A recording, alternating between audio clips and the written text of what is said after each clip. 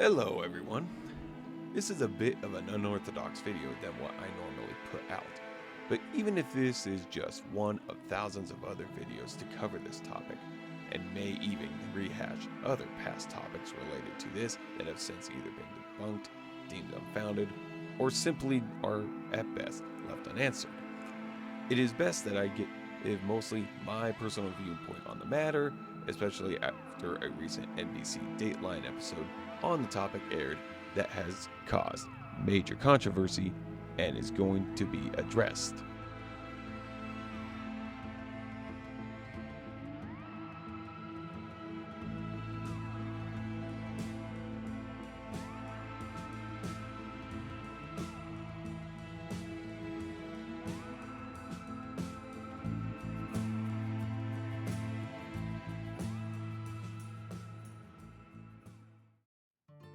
So a bit of TLDR before getting into the topic at hand. I have always been not only a full supporter of the University of Idaho, but I have had multiple family members going back generations having at least attended the school. Most of them later graduated from the school with at least a bachelor's degree, while the others began their undergrad studies at U of I and later transferred to other colleges within Idaho to obtain degrees in their fields of studies they pursued that U of I did/do not have. My father was also born and raised in Layetah County, where Moscow is located, so the university has always held a deep anchoring place in my heart. So, on late Sunday, November 13th, 2022, a post I did not expect to see as I opened Instagram from the university's president Scott Green saying, "It is with deep sadness that I share with you that the university was notified today of the death of 4 University of Idaho students living off campus believed to be victims of homicide." My heart dropped from such a statement. Just days later, on the 16th during a press conference, where it was confirmed that not only were the deaths the result of a mass murder, but that the attack was believed to have been targeted and there was no threat to the public. Even though they had no suspect yet, I immediately began speculating why such a statement could have been made when the only major request that authorities gave was for the public to be on the lookout for a large, fixed-bladed knife. The university is no stranger to murder. However, the last time the university had a student of theirs murdered was in the summer of 1981, when a 22-year-old student was last seen riding their bicycle south of Moscow, only for their dismembered remains to be found a little over a week later on the banks of the Snake River. Even Moscow is no stranger to murder, where prior to the November 2022 murders, the most recent murder taking place in Moscow happened in the winter of 2015 following a domestic dispute. During the nearly 6-week man for the perpetrator, just like many others, horrified, disgusted, and angry that such a heinous act could be done on quite literally innocent kids. And yes, I'm going to call them that, as that's basically what they still were, even if they were legally classified as adults. And the anxiety that the case may become cold, I was not inactive in the speculations, theories, and sleuthing in finding the killer. While there were some outlandish theories I came up with that were very cliche and unweighted, one theory that I remember mentioning was that whoever did this fled east, not south, not north to Canada, especially with how strict border crossings between Idaho and British Columbia are with the multiple terrorist organizations that call the Panhandle their global headquarters, and not west towards Portland and Seattle. The killer would have fled east. With the hundreds of trips I have made to that specific region to visit family, which in turn makes me extremely well versed with that part of the world, almost immediately after the press conference, I knew that the killer would flee east due to a bigger area to hide in, the likelihood that law enforcement agencies in that direction would not be deeply caring about the possibility that the perpetrator was amongst the communities they serve, and the simple fact that the farther away from the source of an event someone is, the less likely that the localities will give a damn about that source. Little did anyone know, including the ones who ridiculed this theory, how true it would become. On December 29, 2022, an arrest in Pennsylvania in connection to the Moscow mass murders was made. A little over a week later, after extradition and arraignment, the first official true crime documentaries regarding the case were aired, with NBC's Dateline being the most watched of all the programs. And after the institution of a non-dissemination order in January 2023 and a grand jury indictment that May, Dateline would air a second installment of their coverage of the case. It is from this point onwards I will shift the focus over to the Dateline and why it is important to be covered, especially with how topical the show has become after some damning, yet mostly inadmissible, evidence got into their hands, and they aired a third installment on the case just months before trial, and where more than likely the evidence came from contrary to what NBC claims. On Friday, May 9th, 2025, the third installment of NBC Dateline's coverage of the Moscow mass murders aired. In the 2-hour program, which was 83 minutes in length before television commercials, Dateline would disclose evidence in the episode that not only has yet to be disclosed, but also is damning to the accused murderer. Now, I am not going to disclose my opinion on the accused, nor am I going to say anything about the outlandish theories that both the official defense and the unofficial defense of the accused have said. The only hint I'll give to this is, really? But what I am going to say is my opinion regarding the episode, as there are concerns I do have regarding both the legal process and ethics going forward. So what are my opinions about the episode? Honestly, being someone who has followed the case since that first ever social media post, there was not really a lot of new revealing information that was not known, especially the awkward pool party that was recounted by multiple people who attended that party, the colleague of the accused whose apartment had been broken into and confusingly rearranged, as that had been known since early 2023, and the multiple failed alibis that the accused has attempted to use as a defense to have the case against them dismissed. What was shocking to see was one of the CCTV recordings from the house next door to the crime scene, the multiple selfies of the accused in black hoodies, which undoubtedly confirms one of the articles of clothing that the one survivor swears she saw the killer wearing as they left the house, and a few theories of the prosecution regarding how the crime played out, along with the described carnage that took place in one of the bedrooms. What issues do I have with the episode? Just like the prosecution and defense, more on the latter in a bit, the fact that some of this evidence fell in the hands of NBC Universal and put into an episode of Dateline was definitely not okay, let alone legal yet. While some information regarding some of the victims has been disclosed somewhat through their families not bounded by the NDO and wanting justice not only for their deceased loved ones, but also for the other 3 victims as they see them as their family members too. By the way, those are the kind of people you would love to see, support, and defend to your dying breath. The importance of that evidence needs to be kept out of the public eye for a reason, and Dateline, looking for the views and quick buck, did not care about the integrity of such information that they somehow became privy to. Which evidence is it that is the center of this leak? The CCTV footage, the expanded description of the wounds that the victims received, albeit some of the injuries were known through either interviews of the families of the victims or descriptions given out by authorities earlier on in the case before the NDO was instituted, information obtained from the phone of the accused, and the selfies taken after the murders happened. How damning is that evidence? Outside of some search history on the accused phone, admit it, even you have casually looked up Ted Bundy and Jeffrey Dahmer. Most of that information is evidence that would be disclosed during the trial. Hell, some of that information was mortal shelling ammo for the prosecution to use against the defense, even when the defense has had some of that same exact information as well for 2.5 years. Now that it's out in the open, the defense is now asking for all of that information to be thrown out, even though, hilariously, just before the airing of the Dateline episode, it was already approved to be allowed in at trial. Hence why the legal aspect of this leaked information is Humpty Dumpty.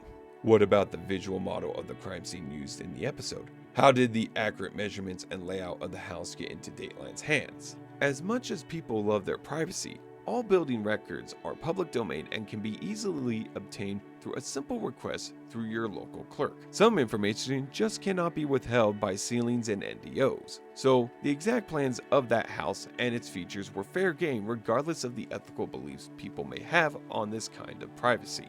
Because of how long it would have taken to model that house and when the interviews took place, when was the episode actually produced before the airing? There is a bit of a clue as to when this episode was produced.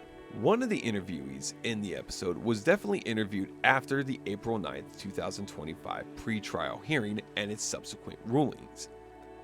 However, that's only one part of the multiple needed to make the episode. If I had to guess, the episode was mostly produced between late summer to early winter of 2024. In which the episode was then indefinitely postponed. This is due to the fact that a former roommate of 3 of the 4 victims did an interview 18 months after the crime, but had disclosed that they had left Idaho and subsequently the Pacific Northwest and are too petrified to return, especially to visit family. That same former roommate's parent participated in the Dateline episode, not only talking about the victims and the extremely close bond that all 6 of the tenants had, but also clarifying a lot of misinformation, rumors, and giving first-hand testimony regarding the life inside that house. Then how did Dateline get this information then in this digital age? As cliche as it may seem, manila envelopes, flash drives, and many reams of paper that is to be handed to the poor sap who has to be the courier for Dateline is all that was needed. Hell, even a simple dinner would suffice.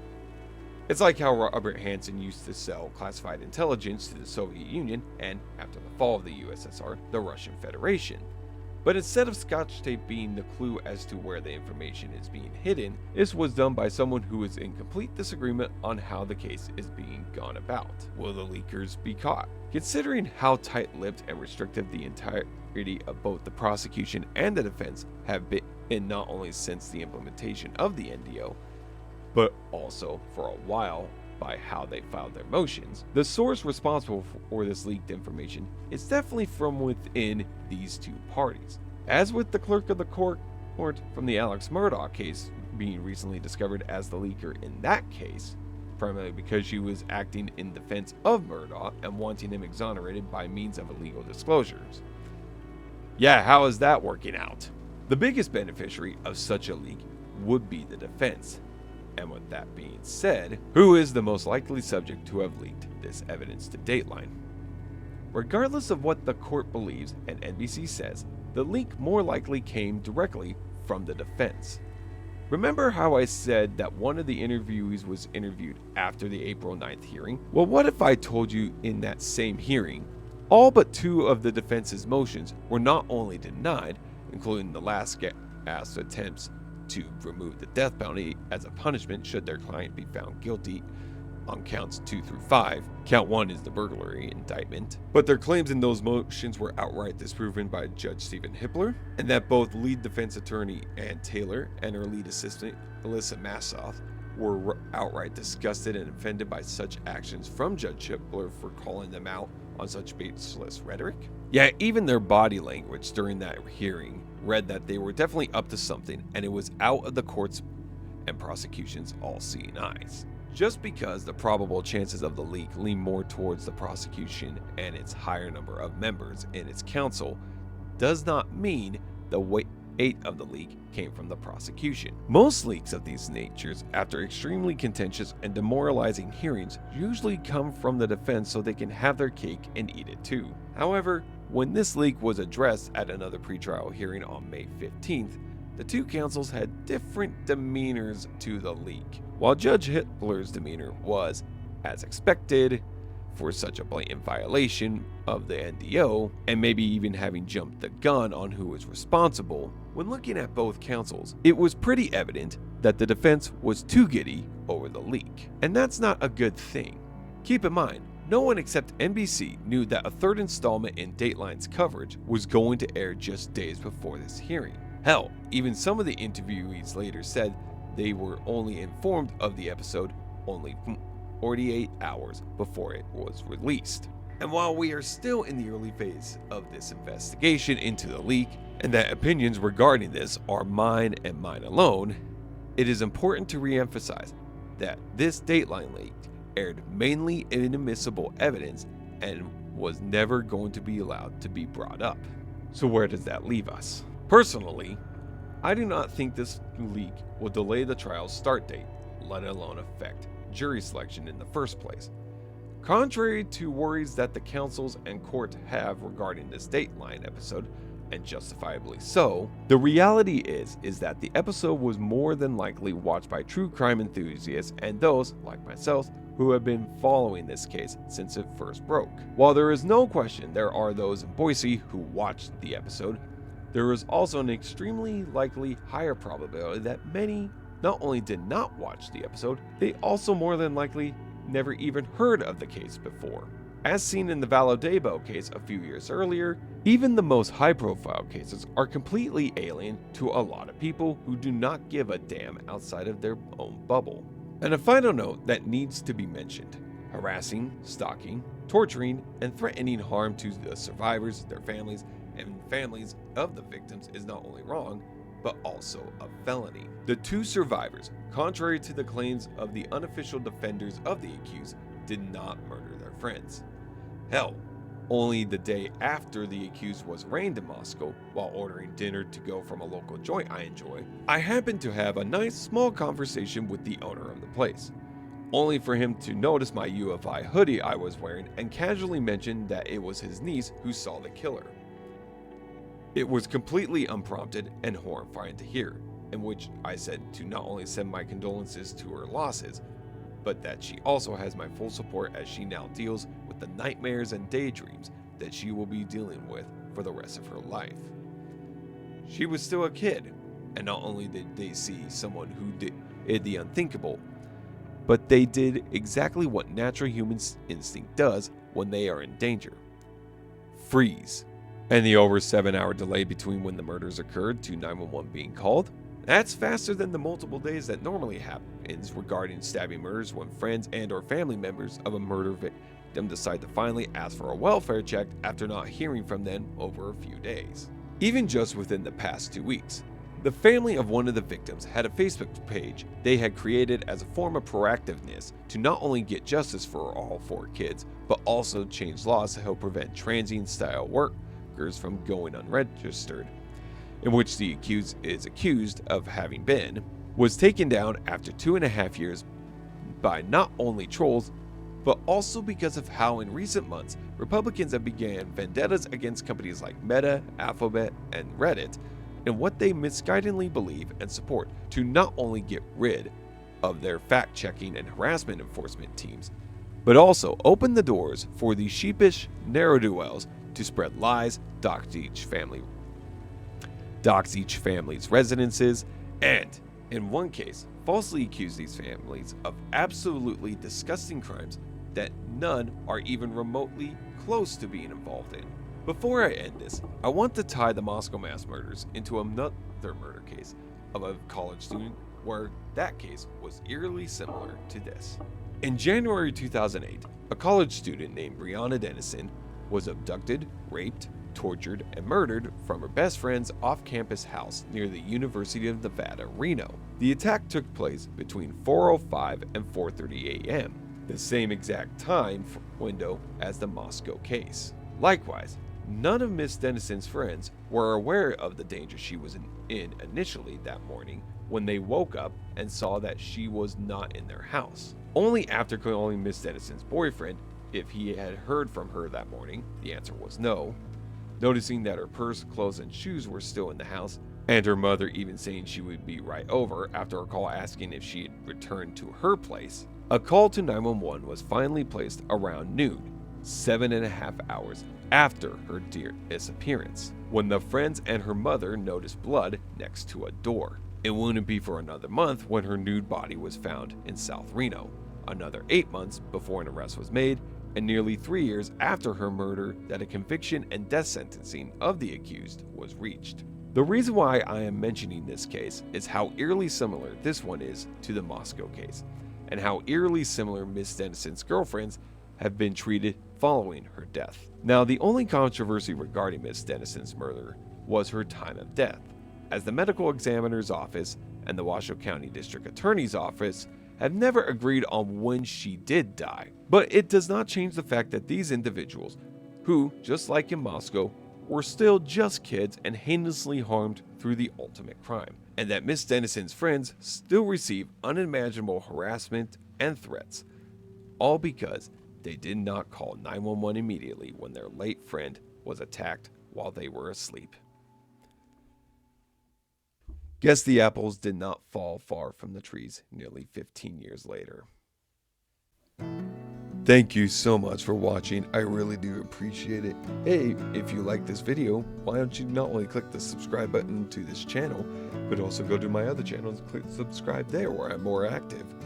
And while you're at it, go into the bios of both my channels and click on the links to my other socials as well.